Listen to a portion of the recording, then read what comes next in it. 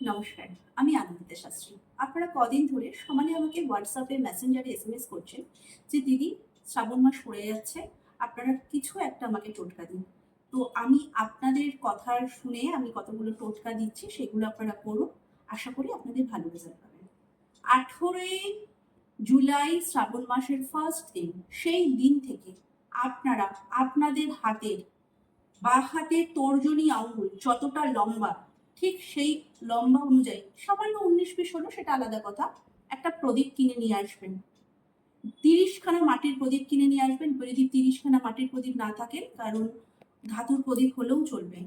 নিকটবর্তী যদি কোনো শিব ঠাকুরের মন্দির থাকে, সেখানে গিয়ে প্রদীপটা প্রতিদিন গোধূলি লগ্নে জ্বালাতে হবে।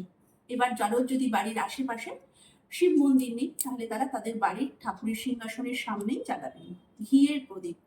এবার ঘিয়ের প্রদীপের নিচে আপনার 7 রকমের শস্য রেখে তার উপর ঘিয়ের প্রদীপটা জ্বালাবেন।